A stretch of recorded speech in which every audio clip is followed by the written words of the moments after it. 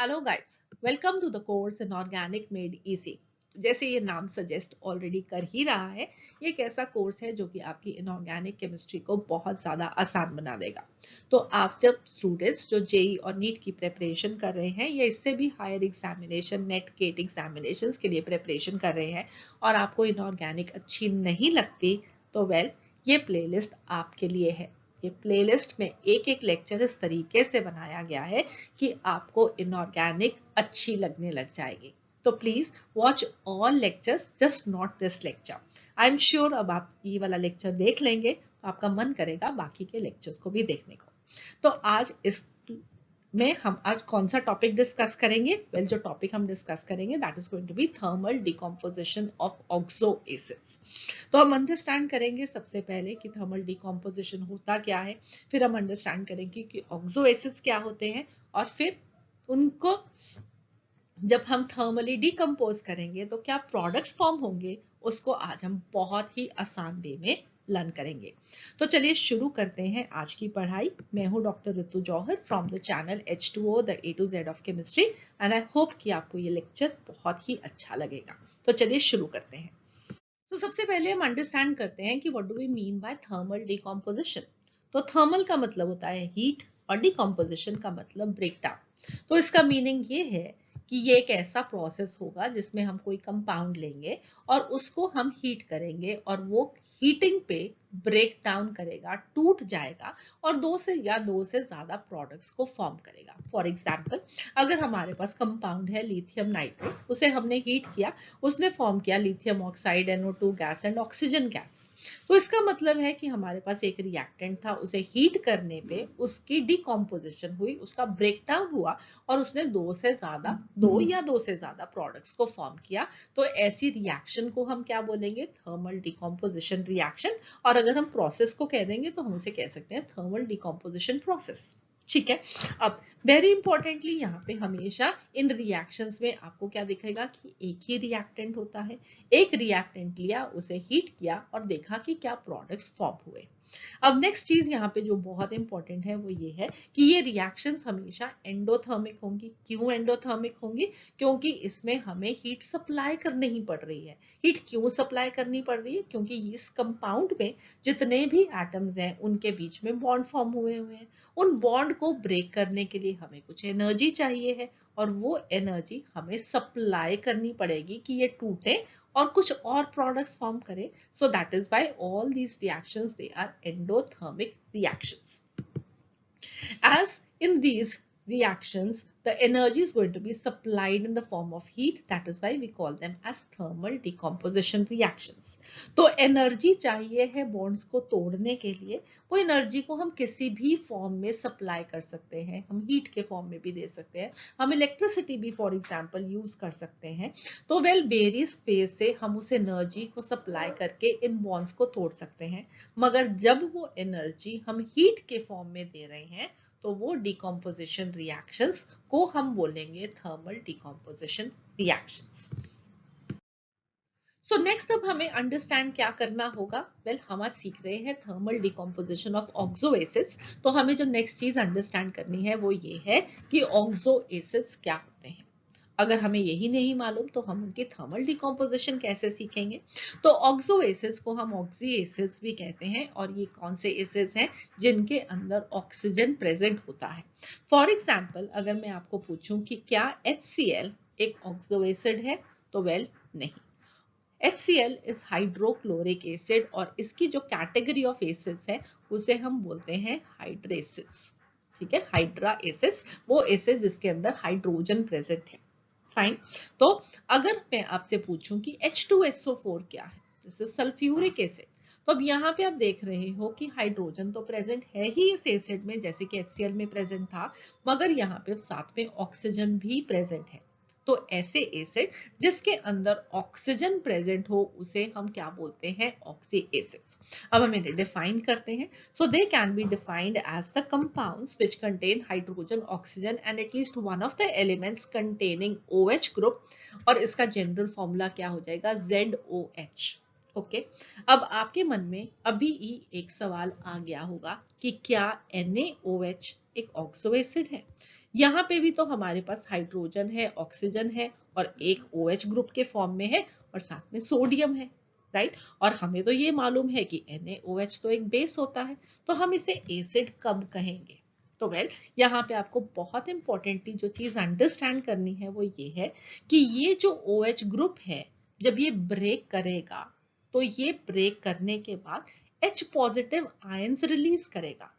जब NaOH break करता है तो वो फॉर्म करता है Na पॉजिटिव आयंस और साथ में OH नेगेटिव आयंस, बॉन्ड यहां से टूटता है। मगर हमें ब्रेक क्या करना है, ये ऑक्सीजन और हाइड्रोजन के बीच का bond, so that this forms H positive. और आप ये जरूर जानते हो कि जहां पे भी कोई ऐसा कंपाउंड होगा जो कि H पॉजिटिव आयंस को रिलीज करेगा वो हमेशा क्या होगा, एक एसिड। ठीक है।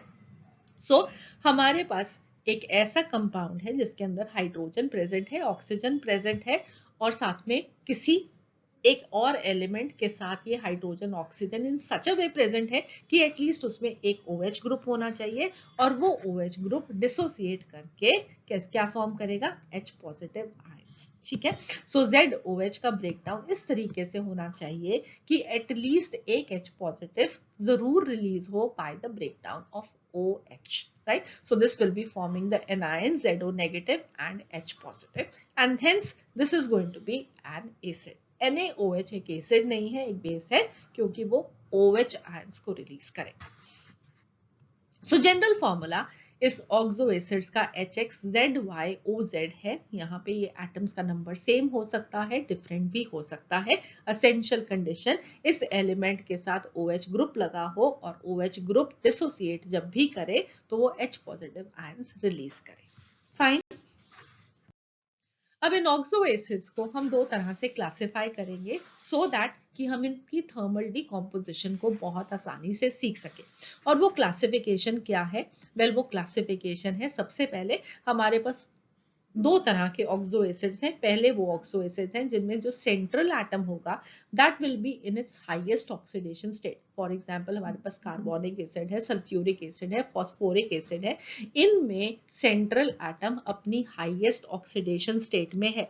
अगर हम कार्बन की बात करें तो कार्बन में हाईएस्ट ऑक्सीडेशन स्टेट क्या होगी, जितने इसके नंबर ऑफ वैलेंस इलेक्ट्रॉन्स है, so that is going to be 4, right. और कार्बोनिक एसिड में कार्बन की ऑक्सीडेशन स्टेट क्या है, 4। Similarly, sulfur की oxidation state highest is going to be +6, equal to the number of valence electrons that is present in H2SO4. And phosphoric acid में phosphorus की oxidation state is +5. This is equal to the number of valence electron phosphorus has. So this is its highest oxidation state. तो वो oxo acid जिनमें central atom अपनी highest oxidation state में हो वो एक कैटेगरी फॉर्म करेंगे, और बाकी के जितने भी ऑक्सो एसिड्स हैं जहां पे हाईएस्ट ऑक्सीडेशन स्टेट से कम ऑक्सीडेशन स्टेट है वो एक दूसरी कैटेगरी फॉर्म करेंगे। फॉर एग्जांपल H2SO3 में सल्फर की ऑक्सीडेशन स्टेट है +4 और H3PO3 में जो फॉस्फोरस की ऑक्सीडेशन स्टेट है दैट इज +3। इसे हम क्या बोलते हैं, इसे हम बोलते हैं सल्फ्यूरस एसिड। और H3PO3 को हम क्या बोलते हैं, आप सब लोगों ने याद किया होगा, this is going to be phosphorous acid. अगर आप लोगों को इनका नॉमेनक्लेचर नहीं आता है, हम इन्हें कैसे याद करते हैं, तो अगेन इसी प्लेलिस्ट में आपको oxo acids of phosphorus, oxo acids of sulphur को याद करने के लिए बहुत ही आसानी से ट्रिक मिल जाएंगी जो आपको सारे के सारे इन एसिड्स के नाम बहुत इजीली याद करा देंगे। So please do not miss that. So हमारे पास दो तरह के ऑक्सो एसिड्स। पहले ऑक्सो एसिड्स वो जिसके अंदर सेंट्रल एटम अपनी हाईएस्ट ऑक्सीडेशन स्टेट में है, और दूसरे वो ऑक्सो एसिड्स जिसमें सेंट्रल एटम अपनी हाईएस्ट ऑक्सीडेशन स्टेट में नहीं है और दोनों की थर्मल डिकम्पोजिशन रिएक्शंस डिफरेंट है। सो अब आपको कभी भी एग्जामिनेशन में इन ऑक्सो एसिड्स का थर्मल डिकम्पोजिशन प्रोडक्ट अगर बताना हो तो सबसे पहला स्टेप आपके लिए क्या होगा कि आप उन ऑक्सो एसिड में सेंट्रल एटम की ऑक्सीडेशन स्टेट को कैलकुलेट करो, राइट। अगर तो वो हाईएस्ट ऑक्सीडेशन स्टेट में है तो वो अंडरगो करेंगे डिहाइड्रेशन रिएक्शन। डिहाइड्रेशन का मीनिंग कि जितना भी उनमें पानी है उसे हम हीट करने पे बाहर निकाल देंगे, वो डिहाइड्रेट हो जाएंगे। D removing, hydrate is for water.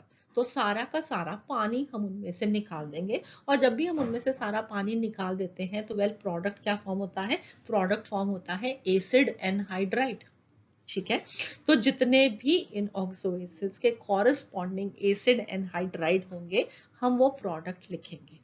मगर जब हमारे पास सेंट्रल एटम की oxidation state less than the highest oxidation state हो, तब हम उनकी डिहाइड्रेशन रिएक्शन नहीं करेंगे। हम उनके केस में क्या करते हैं, डिस्प्रपोर्शनेशन। अब ये डिस्प्रपोर्शनेशन क्या होता है इसे भी हम अंडरस्टैंड करेंगे, बट बिफोर दैट हम इन डिहाइड्रेशन रिएक्शंस को पहले देखते हैं, ये ज्यादा आसान है। सो हमें करनी है thermal decomposition of oxo acids, जहां पे सेंट्रल एटम के पास है हाईएस्ट ऑक्सीडेशन स्टेट, और ऐसे में हमें करनी है उसकी डिहाइड्रेशन, पानी को कंप्लीटली बाहर निकालना है। अब कैसे निकालना है, क्या प्रोडक्ट फॉर्म होगा, late us see that. Example है हमारे पास H2CO3, इसमें से हमें कंप्लीटली वाटर निकालना है। इसका मतलब है कि जितने हाइड्रोजन के एटम है सारे के सारे निकाल देंगे। ठीक है, तो H2CO3 में 2 हाइड्रोजन के एटम है, वो हमने अगर निकालेंगे in the form of water तो एक ऑक्सीजन साथ में जाएगा, बचेगा पीछे क्या, कार्बन डाइऑक्साइड। सो इसका प्रोडक्ट बहुत ही आसान है, H2CO3 को हीट किया, कार्बन डाइऑक्साइड और वाटर। क्यों हमने इसकी डिहाइड्रेशन की, प्लीज डू रिमेंबर, इसमें कार्बन अपनी हाईएस्ट ऑक्सीडेशन स्टेट में है, दैट इज +4। नेक्स्ट हमारे पास है H2SO4 का एग्जांपल, सल्फर अपनी +6 ऑक्सीडेशन स्टेट में, हाईएस्ट ऑक्सीडेशन स्टेट में। अगेन इसे हम हीट करेंगे, वाटर मॉलिक्यूल को बाहर निकालेंगे, 2 हाइड्रोजन 1 ऑक्सीजन, बचेगा क्या, सल्फर ट्राइऑक्साइड। सो ये हमारा प्रोडक्ट है। ठीक है, अब इसमें एक साइड पे कुछ रेड चीजें भी लिखी हुई हैं, हम इसको बाद में डिस्कस करेंगे। ठीक है, पहले हम सिर्फ ब्लैक इक्वेशंस को डिस्कस करते हैं, इसलिए आपको स्टेप बाय स्टेप आसान रहेगा प्रोडक्ट याद रखना। नेक्स्ट हमारे पास एग्जांपल है परक्लोरिक एसिड का। परक्लोरिक एसिड, यहाँ पे क्लोरीन +7 ऑक्सीडेशन स्टेट, इसकी हाईएस्ट ऑक्सीडेशन स्टेट। फाइन। अभी और उसके बाद अगर आप HClO4 को हीट कर रहे हो तो यहाँ पे इंपॉर्टेंटली याद क्या रखना है कि वाटर निकालने के लिए आपको 2 हाइड्रोजन के एटम चाहिए।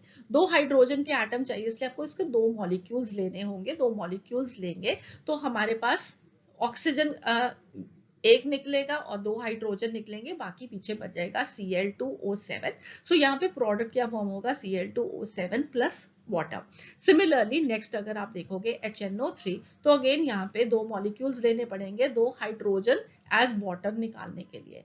तो 2 हाइड्रोजन 1 ऑक्सीजन एटम निकलेगा, बाकी बच जाएगा हमारे पास N2O5। ऑलराइट, अब कार्बोनिक एसिड में यहाँ पे हमारा काम खत्म हो गया था, राइट, मगर यहाँ पे सल्फर ट्राइऑक्साइड Cl2O7 और N2O5 में ऐसा नहीं होता। अगर हम इनको आगे फर्दर हीट करते रहते हैं तो ये आगे ये ऑक्साइड्स डीकंपोज हो सकती हैं। ये H2SO4 और सल्फर ट्राइऑक्साइड, HClO4 और Cl2O7, HNO3 और N2O5 में आप देखोगे कि जो ऑक्सीडेशन स्टेट है वो बिल्कुल वही है जो कि यहाँ पे सेंट्रल एटम की ऑक्सो एसिड में थी। ठीक है, बट जब हम इन्हें फर्दर हीट करते हैं तो well they are going to break down into compounds जिनकी ऑक्सीडेशन स्टेट सेंट्रल एटम की कम हो जाएगी। तो सल्फर ट्राइऑक्साइड को जब हम फर्दर हीट करते हैं तो वो फॉर्म करता है SO2 और ऑक्सीजन। Cl2O7 को हम हीट करते हैं तो वो फॉर्म करता है ClO2 प्लस ऑक्सीजन, और N2O5 को जब हम हीट करेंगे इस केस में, so this is going to be forming NO2 and oxygen. तो आपको ये भी प्रोडक्ट याद रखने आसान रहेंगे कि सल्फर के साथ O2 लगा दिया, क्लोरीन के साथ O2 लगा दिया, नाइट्रोजन के साथ O2 लगा दिया, तो SO2 ClO2 एंड NO2 और along with that oxygen form होगा जब हम इन ऑक्सो एसिड्स को हीट कर रहे हैं। तो ठीक है, प्रोडक्ट, फाइनल प्रोडक्ट याद रख सकते हो। H2SO4 के केस में आपको ये दोनों टेम्परेचर्स को याद रखना इंपॉर्टेंट है। अगर आप 444 डिग्री सेल्सियस पे हीट कर रहे हो तो यहाँ पे ब्रेक डाउन होगा सल्फर ट्राइऑक्साइड एंड वाटर में, और अगर ये टेम्परेचर 800 डिग्री सेल्सियस से ज्यादा हो गया तो सल्फर डाइऑक्साइड एंड ऑक्सीजन। बाकी केसेस में ये टेम्परेचर रेंज आपको याद रखनी इंपॉर्टेंट नहीं है। इनफैक्ट आपको ये फाइनल प्रोडक्ट्स ही याद होने चाहिए कि फाइनल प्रोडक्ट क्या बन रहा है। HClO4 से बनेगा water ClO2 and oxygen, HNO3 से बनेगा water NO2 and oxygen. But आप अगर इसको स्टेप में याद रख लोगे तो वेल आपको प्रोडक्ट याद रखना आसान रहेगा। पहले सारा वाटर निकाल दो और उसके बाद आपके पास क्या बचेगा, SO3 Cl2O7 N2O5, और यहाँ पे आप सल्फर के साथ 2 ऑक्सीजन लगा देना, क्लोरीन के साथ 2 ऑक्सीजन लगा देना, नाइट्रोजन के साथ 2 ऑक्सीजन लगा देना, ये आपके पास फाइनल प्रोडक्ट्स आ जाएंगे। ठीक है, सो आप इनको इस तरीके से याद रख सकते हो। अब नेक्स्ट हमारे पास 2 एग्जाम्पल्स और हैं जो कि बहुत ज्यादा इंपॉर्टेंट है। पहला एग्जाम्पल, अभी मैं इसको टाइप्ड फॉर्म में नहीं लिखती हूँ, पहले हम उसको ऐसे ही लिखते हैं। वो एग्जाम्पल है H3PO4, that is phosphoric acid. अभी जो हमने सीखा हम बिल्कुल उसी पैटर्न पे पहले चलते हैं। हमने इसको हीट किया, इसमें 3 हाइड्रोजन के एटम हैं, पहले हम एक वाटर मॉलिक्यूल बाहर निकालेंगे तो वो क्या बन जाएगा, HPO3। ठीक है, I hope this is clear. अभी भी इसमें एक हाइड्रोजन प्रेजेंट है, अब वाटर निकालने के लिए तो 2 मॉलिक्यूल्स चाहिए होंगे, तो हम इसके 2 मॉलिक्यूल्स ले लिए, हमने इसे हीट किया तो क्या बना, वेल हमारे पास बनेगा P2O5, P2O5 plus H2O, right. सो ये हमारे पास इसका फाइनल प्रोडक्ट होगा, H3PO4 का एसिड एनहाइड्राइड इज P2O5। यहाँ पे फॉस्फोरस +5 ऑक्सीडेशन स्टेट में है, यहाँ पे भी फॉस्फोरस +5 ऑक्सीडेशन स्टेट में है, और ये आगे फर्दर डिकम्पोज नहीं करेगा। ठीक है, हमारे पास ये P2O5 है, ये इसका फाइनल प्रोडक्ट फॉर्म होगा। जैसे हमने सल्फर ट्राइऑक्साइड Cl2O7 में केस में देखा, यहाँ पे ऐसा नहीं होगा। बट यहाँ पे एक स्टोरी में और ट्विस्ट है। ट्विस्ट ये है कि यहाँ पे एक मॉलिक्यूल में से जब हम पानी को निकालेंगे, एक मॉलिक्यूल, तो हमारे पास बनेगा HPO3 and this is called as metaphosphoric acid. ठीक है, बट एक और ऑप्शन भी है हमारे पास, और वो ऑप्शन क्या है कि अगर हमारे पास 2 H3PO4 के मॉलिक्यूल्स हों और उसको हम हीट करें, उसमें से एक वाटर मॉलिक्यूल को बाहर निकाल दें, तो it is going to be forming what, it will be forming H4P2O7। And do you know what is it called? जिन लोगों ने मेरा फॉस्फोरिक एसिड फॉस्फोरस के ऑक्सो एसिड्स वाला लेक्चर देखा है, उन्हें ये जरूर याद होगा, क्योंकि इसी तरीके से हमने इनके नामों को भी याद किया था। फॉस्फोरिक एसिड के 2 मॉलिक्यूल्स लिए, उसमें से एक पानी का मॉलिक्यूल बाहर निकाला, what we get is called as diphosphoric acid, और it is called as pyrophosphoric acid. ठीक है, इन केस आपने वो लेक्चर नहीं देखा तो प्लीज डू वॉच दैट, आपको वो नेमिंग में बहुत आसानी से हेल्प करेगा। So it is diphosphoric acid and pyrophosphoric acid. ठीक है, अब हमारे पास जब भी किसी सब्सटेंस को हीट करते हैं तो उसके तो बहुत सारे मॉलिक्यूल्स होते हैं। अब हमें क्या पता लगेगा कि 2 मॉलिक्यूल्स में से एक पानी निकला पहले, या एक में से एक वाटर मॉलिक्यूल पहले निकला? तो इसको हमें, इस प्रोडक्ट को अगर कहीं पे फिट इन करना हो तो हम कहाँ पे करेंगे, राइट? हमारे पास 2 ऑप्शंस हैं, या वो प्रोडक्ट पहले ये बनेगा और फिर उसके बाद ये बनेगा, या पहले ये बनेगा और उससे फर्दर ये बनेगा, और फाइनल प्रोडक्ट P2O5 ही बनेगा। ठीक है, I'll just write that once again clearly for you so that you can understand that. तो हमारे पास बीच में हीटिंग में 3 प्रोडक्ट्स फॉर्म हो रहे हैं, metaphosphoric acid, diphosphoric acid and P2O5, phosphorus pentaoxide. ठीक है, तो अब क्या पहले क्या बाद में, late us see that. So हमारे पास H3PO4 के 2 मॉलिक्यूल्स हमने लिए, उसको 220 डिग्री सेल्सियस पे जब हम हीट करते हैं, इट फॉर्म्स डाइफॉस्फोरिक एसिड और पायरोफॉस्फोरिक एसिड। फर्दर हम 320 डिग्री सेल्सियस पे हीट करते हैं तो then it forms HPO3 that is metaphosphoric acid, और उसको अगर हम आगे फर्दर 320 डिग्री सेल्सियस से भी ज्यादा टेम्परेचर पे हीट कर देते हैं तो then it forms P2O5 and water. अगर तो आपको सिर्फ एक फाइनल प्रोडक्ट पूछा है एग्जामिनेशन में तो आप ये लिख दोगे, आसान है। यहाँ पे +5 ऑक्सीडेशन स्टेट है ऑक्सो एसिड की, और यहाँ पे एनहाइड्राइड में +5 ऑक्सीडेशन स्टेट वाला आपने ऑक्साइड बना देना है। ठीक है, सो क्लियर, कोई प्रॉब्लम नहीं। Okay, so this is what is being form.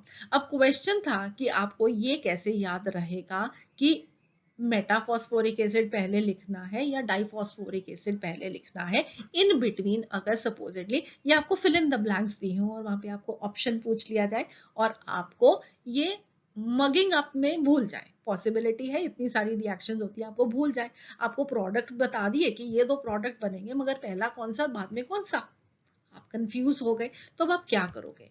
Well उसके लिए आपको एक बहुत ही आसान सी चीज बताती हूँ कि अगर ऐसा सा क्वेश्चन आ जाए तो आप उसको कैसे हैंडल कर सकते हो। उसमें आप करो क्या, आप उसमें फॉस्फोरस और हाइड्रोजन की रेशो को देखो। Okay, so I have just written that down for you. अगर आप H3PO4 देखोगे तो उसमें एक फॉस्फोरस के लिए हमारे पास 3 हाइड्रोजन के एटम है, 1:3 की रेशो है। अगर आप H4P2O7 देखोगे तो 2 फॉस्फोरस के लिए हमारे पास 4 हाइड्रोजन के एटम है, एक फॉस्फोरस के साथ कितने होंगे, 2 हाइड्रोजन के एटम। अगर आप HPO3 में देखोगे दिस विल बी 1:1 रेशो और P2O5 में हाइड्रोजन है ही नहीं। तो जब हम डिहाइड्रेशन कर रहे हैं तो स्लो एंड स्टेडिली हमें क्या करना है, हाइड्रोजन को बाहर निकालना है, तो वो रेशो स्लो एंड स्टेडिली कम होनी चाहिए। So here it is 1:3, here it is 1:2, then it is 1:1 and then 1:0. So आप बहुत आसानी से ये प्रोडक्ट इस तरीके से लिख सकते हैं। ठीक है, सो अगर आप भूल जाओ कि क्या पहले बनेगा क्या बाद में बनेगा, ये भी याद रह गया कि मैम ने कहा कि 2 मॉलिक्यूल्स होंगे तो डाइफॉस्फोरिक एसिड बनेगा, एक मॉलिक्यूल में से एक वाटर मॉलिक्यूल बाहर आएंगे, मेटाफॉस्फोरिक एसिड बनेगा और फिर फर्दर हीट करेंगे तो P2O5। पर कौन सी पोजीशन पे कौन सा था उसको याद रखने के लिए आप इस ट्रिक को अप्लाई कर सकते हो। ठीक है, सिमिलरली ऐसे ही हमारे पास H3BO3 के लिए भी है। सो यहाँ पे जो आप रिएक्शंस देखोगे क्या है कि हमारे पास H3BO3 है, दैट इज ऑर्थोबोरिक एसिड। ठीक है, यहाँ पे बोरॉन अपनी कौन सी ऑक्सीडेशन स्टेट में है, बोरॉन यहाँ पे अपनी +3 ऑक्सीडेशन स्टेट में है, which is it's highest oxidation state. Again जब हमने इसको हीट किया तो हमने इसमें से वाटर मॉलिक्यूल को बाहर निकाला। एक मॉलिक्यूल में से जब हम एक वाटर मॉलिक्यूल को बाहर निकालते हैं तो हम उसको क्या बोलते हैं, मेटा। ठीक है, वो होता है उसका मेटा कंपाउंड। तो this is going to be metaboric acid HBO2। HBO2 के हमने जब 4 मॉलिक्यूल्स को लेके हीट किया तो what it forms is H2B4O7। यहाँ पे बोरॉन के 4 एटम्स हैं, तो डू रिमेंबर इसका नेम क्या होगा, टेट्राबोरिक एसिड। ठीक है, अब टेट्राबोरिक एसिड को हमने फर्दर हीट किया तो that forms the anhydride of boron, that is B2O3 boric oxide, and this is going to be along with that water that is going to be formed। तो H3BO3 को heat करने पे हमने पहले एक molecule को बाहर निकाला वाटर का, HBO2 मेटाबोरिक एसिड फॉर्म किया, और फर्दर हीट किया तो फॉर्म किया H2B4O7, और फर्दर हीट किया तो बन गया B2O3। सो ये एंड प्रोडक्ट है, this is very clear. +3 oxidation state यहाँ पे है और एनहाइड्राइड में भी इसकी +3 ऑक्सीडेशन स्टेट है। तो ये प्रोडक्ट आपको याद रखने आसान रहेंगे, राइट। अगेन अब यहाँ पे क्या है, यहाँ पे हम बिल्कुल ऑपोजिट लिख रहे हैं। हमने यहाँ पे इसका एक मॉलिक्यूल लिया, उसमें से एक वाटर मॉलिक्यूल निकाल के पहले HBO2 फॉर्म किया, और फिर इसके 4 मॉलिक्यूल्स में से आगे फर्दर वाटर को निकाल के H2BO4O7 फॉर्म किया। ठीक है, I hope it is very clear कि यहाँ पे हम इसका ऑपोजिट जैसा काम कर रहे हैं। मगर हमने इसको पहले और इसको बाद में क्यों लिखा, ये अगेन आपको बोरॉन के और हाइड्रोजन के एटम्स की रेशो बता देगी। तो late us see that again. तो H3BO3 में 1:3 की रेशो है, HBO2 में 1:1 की रेशो है, H2B4O7 में 1 boron and it is 0.5 hydrogen. 4 के लिए 2, 2 के लिए 1, 1 के लिए आधा, तो एक बोरॉन के लिए हमारे पास 0.5 हाइड्रोजन है और आगे इसमें कोई भी हाइड्रोजन नहीं है। सो इसलिए इसका ऑर्डर हमने इस तरीके से लिखा। सो समझ में आ रहा है कि डिहाइड्रेट करते हुए हाइड्रोजन के एटम पर मॉलिक्यूल डिक्रीज होते जा रहे हैं। हमें कैसे पता लगेगा, हम इसको इस तरीके से लिख के याद कर सकते हैं। Is it clear? Good. So next अब हमारे पास थर्मल डिकम्पोजिशन रिएक्शंस आ गई उन ऑक्सो एसिड्स की जहां पे सेंट्रल एटम के पास oxidation state is going to be less than the highest oxidation state. ठीक है, तो उस केस में अब हम क्या करेंगे, वेल उस केस में हम करेंगे डिस्प्रोपोर्शनेशन। अब सबसे पहले डिस्प्रोपोर्शनेशन होता क्या है? Well, disproportionation reactions are those reactions where a molecule, atom or ion can at the same time be simultaneously oxidized as well as reduced. उसकी जो भी ऑक्सीडेशन स्टेट होगी, आप प्रोडक्ट में देखोगे कि वो दो तरह के प्रोडक्ट फॉर्म करेगा, एक उसका ऑक्सीडाइज्ड प्रोडक्ट, एक उसका रिड्यूस्ड प्रोडक्ट। एक में उस एटम की इन दैट मॉलिक्यूल आयन जो कुछ भी होगा, ठीक है, तो वो जो पर्टिकुलरली उस मॉलिक्यूल में, उस आयन में या सिंगली वो जो एटम प्रेजेंट है, उस एटम की आप प्रोडक्ट साइड पे देखोगे दो डिफरेंट ऑक्सीडेशन स्टेट, एक ऑक्सीडेशन स्टेट कम और एक ऑक्सीडेशन स्टेट ज्यादा। Let me explain you that with the help of an example. So example है हमारे पास नाइट्रोजन का, बहुत importantly nitrogen in the oxidation state of +1 to +4 tends to disproportionate in the acid solution. तो nitrogen क्या number of valence electrons कितने होते हैं? 2s2 2p3। So it has 5 valence electrons, 5 valence electrons के equivalent इसकी +5 oxidation state इसकी highest oxidation state होगी। अगर इससे कम ऑक्सीडेशन स्टेट है, दैट इज +1 to +4, ठीक है, +1 to +4 ऑक्सीडेशन स्टेट में ये एसिड सोल्यूशन में डिस्प्रोपोर्शनेशन शो करेगा। एग्जाम्पल है हमारे पास HNO2। तो HNO2 में, दैट इज नाइट्रस एसिड में, नाइट्रोजन की ऑक्सीडेशन स्टेट इज +3। अब अगर डिस्प्रोपोर्शनेशन होनी है तो इस मॉलिक्यूल की साइमल्टेनियसली ऑक्सीडेशन होनी है और रिडक्शन होनी है। HNO2 से फॉर्म होता है HNO3, +3 से +5 ऑक्सीडेशन स्टेट, इसका मतलब है हायर ऑक्सीडेशन स्टेट में गया, so this has got oxidised. और along with that what is being formed is NO, जहां पे नाइट्रोजन की ऑक्सीडेशन स्टेट इज +2, सो +3 से +2 decrease in oxidation state, so reduction हुई। So simultaneously nitrogen is getting oxidized as well as reduced. Is it clear what do we mean by disproportionation? Yes. Okay. Similarly, let us see one more example. All intermediate states of phosphorus disproportionate into +5 and -3 oxidation state both in alkali as well as acid solution. और इसका again example हम क्या ले रहे हैं? इसको oxo acid का example ले रहे हैं, H3PO3, that is phosphorous acid.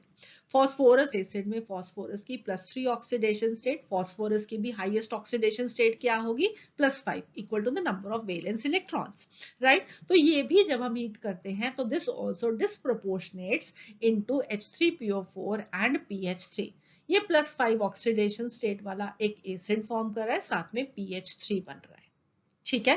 तो +3 से +5 ऑक्सीडेशन, +3 से -3 is reduction. So this is what we mean by disproportionation. और ये दोनों रिएक्शंस आपकी एनसीईआरटी टेक्स्ट बुक में गिवन है, ग्रुप 15 की डिस्कशन में।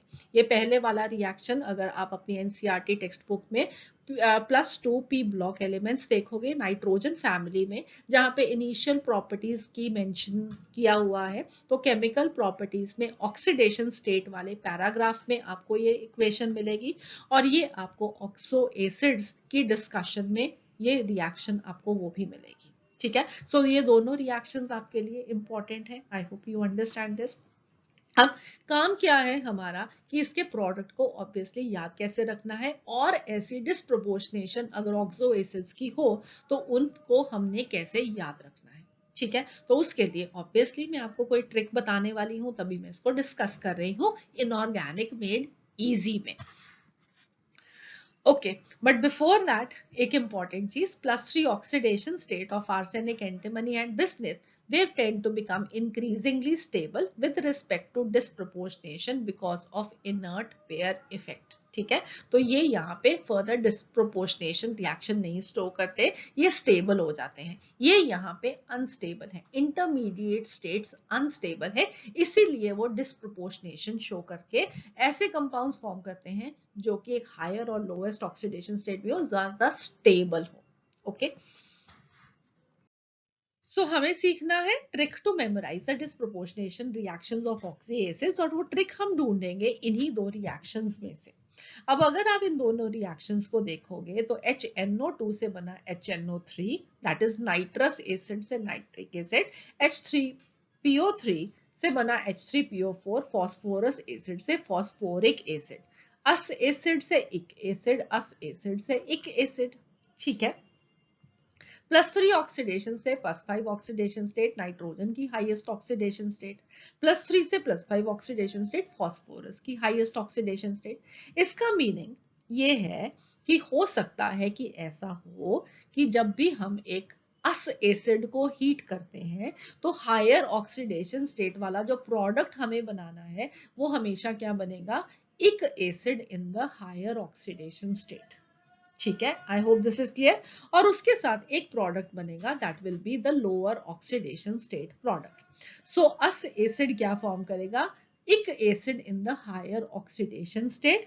या एक एग्जांपल आपको यहाँ पे ऐसा भी मिलेगा कि हमारे पास इक एसिड है but that is less than the maximum oxidation state which you will be seeing for chlorine, ठीक है।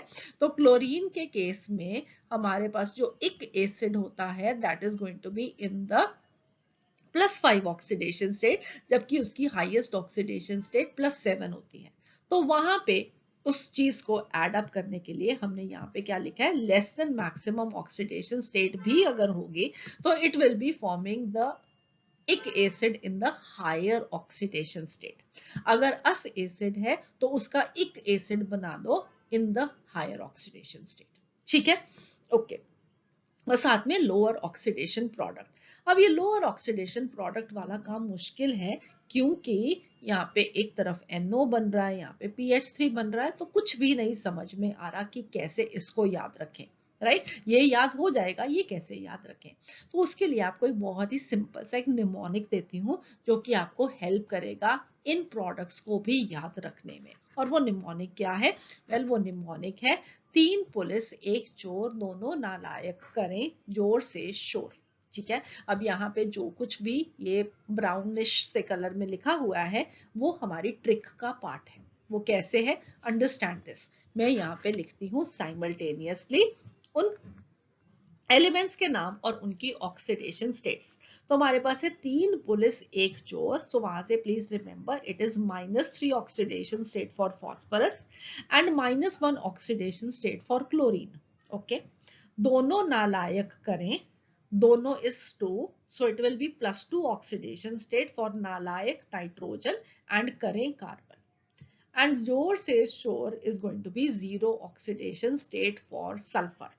तो यहाँ पे आप पहला एग्जाम्पल देख सकते हो, हमारे पास फॉस्फोरस की -3 ऑक्सीडेशन स्टेट वाला प्रोडक्ट बनेगा that is phosphine, okay। So what is it going to be forming, a product in the -3 oxidation state and that is phosphine।